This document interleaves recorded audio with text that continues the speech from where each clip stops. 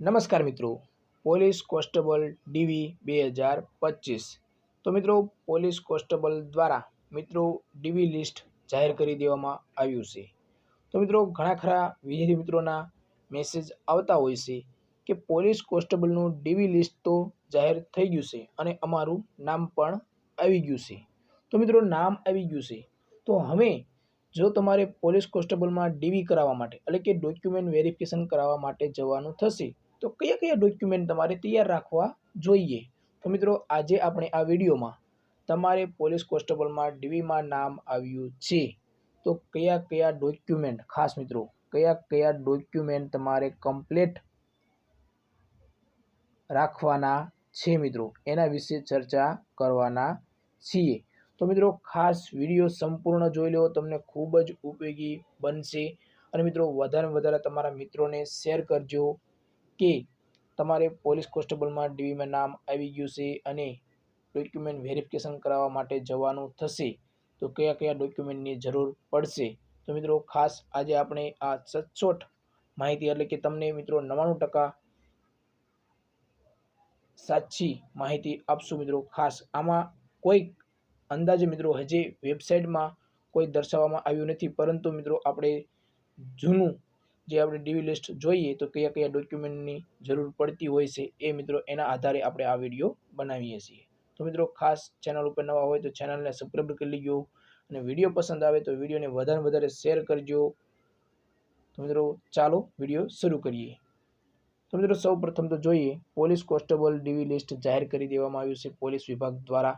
તો મિત્રો, સૌ પ્રથમ તો જોઈએ મિત્રો 10માની માર્કશીટની જરૂર પડે। 10માની માર્કશીટ તમારે કમ્પ્લીટ રાખવી। બીજા ક્રમે જોઈએ તો મિત્રો 12માની માર્કશીટ। હવે મિત્રો, ઘણા ખરા વિદ્યાર્થીઓનો પ્રશ્ન થશે કે આ 10માની અને 12માની માર્કશીટમાં નામ અલગ અલગ હોય તો? ખાસ મિત્રો, નામ તમારા અલગ અલગ હોય તો આવા ઘણા ખરા વિદ્યાર્થી મિત્રોના પ્રશ્નો આવતા હોય છે કે 10મામાં નામ પણ અલગ હોય અને 12મામાં નામ પણ અલગ હોય। તો મિત્રો, આપણી આ ભરતી 12 ઉપર આવી હતી કે કોલેજ ઉપર આવી હતી એના ઉપર ડિપેન્ડ કરે। તો મિત્રો, ખાસ જો કોલેજ ઉપર આવ્યું હોય તો કોલેજને લગતા ડોક્યુમેન્ટની જરૂર પડે, પરંતુ મિત્રો 12 ઉપર આવ્યું હોય તો 12માની તમારી માર્કશીટ હોય એ પ્રમાણે નામ મિત્રો સરખું હોવું જોઈએ। પરંતુ જો તમારે કોઈ પણ પ્રશ્ન હોય કે 10માનું અને 12માનું અને એલસી અથવા તો કોલેજની માર્કશીટ ત્રણેયમાં નામ અલગ અલગ હોઈ શકે, તો મિત્રો ત્રણેયમાં અલગ અલગ હોય એની શક્યતા તો ખૂબ જ ઓછી છે મિત્રો। પરંતુ 10મામાં અને 12મામાં અલગ અલગ નામ હોય તો મિત્રો તમારે શું કરવાનું છે? તો તમારે મિત્રો ખાલી ફક્ત તમારે સોગંદનામું કરાવી નાખવાનું। સોગંદનામું કરાવીને જશો એટલે કે ભરતી બોર્ડ દ્વારા મિત્રો આખરી નિર્ણય કહેવાય, પરંતુ મિત્રો જો તમે સોગંદનામું કરાવેલું હોય તો મિત્રો ચાલે, એવું 99% હોય છે કે ચાલે મિત્રો। આપણે 100% ન કહી શકીએ, કારણ કે ભરતી બોર્ડનો આખરી નિર્ણય હોય છે। તમારે મિત્રો સોગંદનામું કરાવી નાખવું જેમને પણ આવું જો કોઈ મિસ્ટેક હોય તો। હા, ત્રીજા ક્રમે જોઈએ મિત્રો એલસીની જરૂર પડે। એલસીમાં પણ અલગ અલગ નામ હોઈ શકે મિત્રો, તો એમને પણ એ જ પ્રક્રિયા કરવાની રહેશે। હવે મિત્રો, ચોથા ક્રમે જોઈએ કે કોલેજની માર્કશીટ એટલે કે જો તમે કોલેજની ડિટેલ દાખલ કરી હોય અથવા તો ન કરી હોય અને તમારે કોલેજની બધી જે તમારી માર્કશીટ હોય અને તમારે કોલેજની ડિટેલ દેવી હોય તમારી શૈક્ષણિક લાયકાતમાં, તો મિત્રો તમારે આ પણ કોલેજના ડોક્યુમેન્ટ જે પણ હોય એ બધા જ ઓરિજિનલ, ખાસ મિત્રો ઓરિજિનલ કમ્પ્લીટ રાખવા। અને આપણે આ મિત્રો કહીએ છીએ ને એ બધા જ તમને ઓરિજિનલ ડોક્યુમેન્ટ સાથે રાખવાનું કહેવામાં આવી રહ્યા છે। બાકી મિત્રો તમારે જે ઝેરોક્સનો સેટ બનાવવાનો આવશે એ મિત્રો બધા કમ્પલસરી 2 સેટ તો બનાવવા જ તે। આ બધા જે આપણે આ ડોક્યુમેન્ટ કેવી ઓરિજિનલના એના બધા જ તમારે 2 સેટ બનાવી લેવા અને એ 2 સેટ બનાવો। ખાસ મિત્રો 2 સેટ બનાવો એ મિત્રો ખાસ સ્વપ્રમાણિત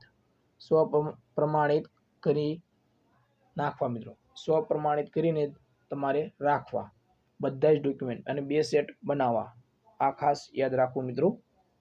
હવે આગળ જોઈએ એલસી 10માની એટલે 12માની અને કોલેજની માર્કશીટની વાત થઈ ગઈ। 5મા ક્રમે જોઈએ તો મિત્રો ઘણા ખરા વિદ્યાર્થી મિત્રોને નોન ક્રિમિનલ તો મિત્રો ખાસ નોન ક્રિમિનલ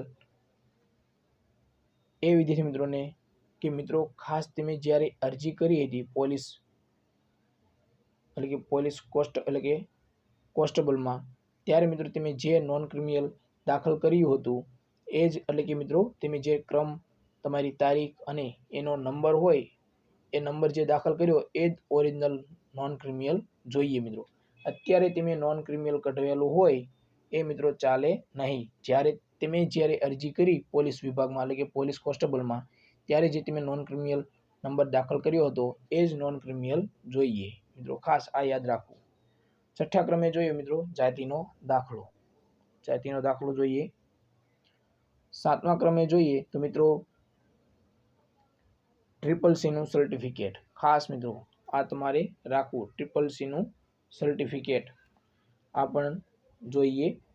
અને હવે અગત્યની બાબત છે કે ઘણા ખરા વિદ્યાર્થીઓને પ્રશ્ન થતો હોય છે કે ફિઝિકલ ટેસ્ટનો કોલ લેટર. તો મિત્રો ખાસ આ અવશ્ય તમારી સાથે રાખવો.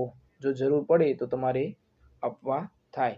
ફિઝિકલ ટેસ્ટ એટલે કે મિત્રો તમે જ્યારે દોડવા ગયા હતા અને તમે દોડ પાસ કરી હોય અને તમે પાસિંગના એટલે કે પાસ કરેલા હોય અને તમારે સિક્કા મારેલા હશે કે તમે પાસ છો દોડમાં, એ બધા જ સિક્કા મારેલા હશે.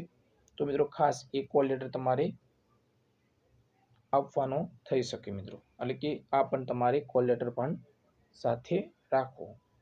હવે મિત્રો આગળ જોઈએ આધાર કાર્ડ, પાન કાર્ડ, ચૂંટણી કાર્ડ. ખાસ મિત્રો આધાર કાર્ડ, પાન કાર્ડ અને ચૂંટણી કાર્ડ. તો મિત્રો આ પણ તમારે સાથે રાખવા. જો આમાં બધાય ન હોય તો મિત્રો આધાર કાર્ડ છે અથવા પાન કાર્ડ છે, ચૂંટણી કાર્ડ એ અવશ્ય સાથે રાખવા એકાદી. તો તમારે આઈડી પ્રૂફ માટે જોઈએ ખાસ. હવે અગત્યની બાબત છે મિત્રો, ખાસ અગત્યની બાબત કે અરજી ફોર્મ. અરજી ફોર્મ એટલે કે કયું?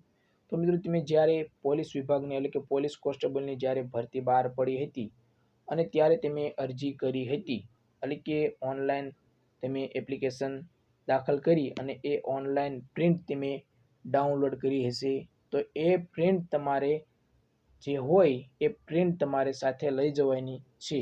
એમાં જે પ્રિન્ટમાં જે તમે તમારી શૈક્ષણિક લાયકાત અથવા તો કોઈ પણ બીજી જે તમારું એડ્રેસ એ બધી જ દાખલ, તમારી ડિટેલ દાખલ કરેલી હશે એ બધી જ તમારી અરજીમાં દેખાતી હશે.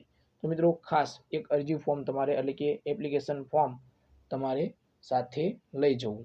આ મિત્રો તમારી સાથે રાખવું જ્યારે આપણને પોલીસ વિભાગ દ્વારા જાણ કરવામાં આવે કે અરજી ફોર્મ લઈ જવાનું છે કે નહીં લઈ જવાનું. પરંતુ મિત્રો અત્યારે તમારી પાસે રાખવું ખાસ. હવે મિત્રો 11મા ક્રમે જોઈએ તો મિત્રો પાસપોર્ટ સાઇઝના ફોટા.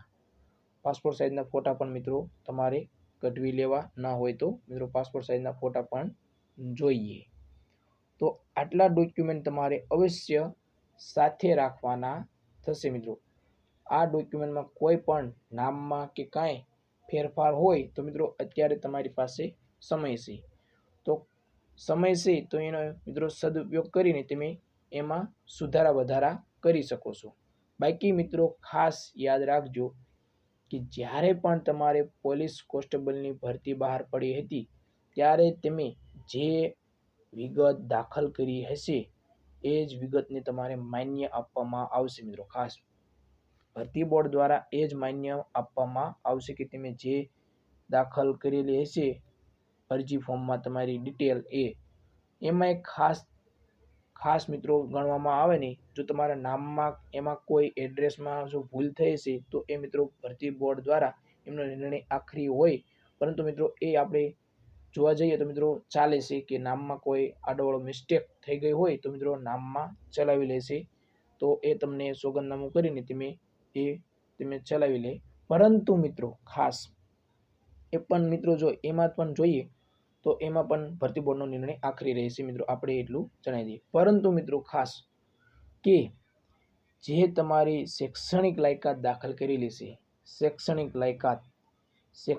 લાયકાત જે દાખલ કરેલી છે એમાં મિત્રો જો કાંઈ તમારે ગુણમાં કે ટકાવારીમાં ફેરફાર હશે તો મિત્રો એનો નિર્ણય ખૂબ જ અઘરો હોઈ શકે મિત્રો. ખાસ શૈક્ષણિક લાયકાતમાં ઘણા ખરી જે તમારી ભૂલ હોય તો મિત્રો ચલાવવામાં આવતી નથી મિત્રો. તો શૈક્ષણિક લાયકાત તમે જ્યારે ફોર્મ ભરો ને ત્યારે અવશ્ય શાંતિથી તમારે આ શૈક્ષણિક લાયકાત દાખલ કરવી મિત્રો. એમાં કંઈ પણ ભૂલ હશે તો મિત્રો એ ચલાવવી ખૂબ જ અઘરી બાબત કહેવાય મિત્રો. એટલે મિત્રો શૈક્ષણિક લાયકાતમાં કાંઈ ભૂલ ન હોય એ જોઈ લેવું. બાકી મિત્રો કાંઈ ભૂલ હોય તો મિત્રો તમે અત્યારે તમને સમય આપેલો છે ભરતી બોર્ડ દ્વારા, તો તમે કાંઈક સુધારા વધારા કરાવી શકો છો. બાકી મિત્રો રેશન કાર્ડ પણ સાથે રાખવું તમારી પાસે. જ્યારે ડીવી કરાવવા જાઓ ત્યારે રેશન કાર્ડ પણ અવશ્ય મિત્રો લઈ જવો, જો હોય તો કામમાં આવી જાય ક્યારેક માંગે તો. રેશન કાર્ડ ખાસ મિત્રો રેશન કાર્ડ પણ સાથે રાખવું. બાકી અમે જો પોલીસ કોન્સ્ટેબલમાં ડીવીમાં નામ આવ્યું છે અને કયા કયા ડોક્યુમેન્ટ જોઈએ એમાં કંઈ પ્રશ્ન હોય તો મિત્રો તમે કોમેન્ટ બોક્સમાં જઈને કોમેન્ટ કરી શકો છો. બાકી મિત્રો આપણે ટેલિગ્રામ ચેનલ છે જેની લિંક વિડીયોના ડિસ્ક્રિપ્શનમાં આપેલી છે, તો ટેલિગ્રામ ચેનલમાં પણ તમે જોડાઈ શકો છો. ટેલિગ્રામ ચેનલમાં તમને અવનવી માહિતી ભરતીને લગતી મળતી રહેશે.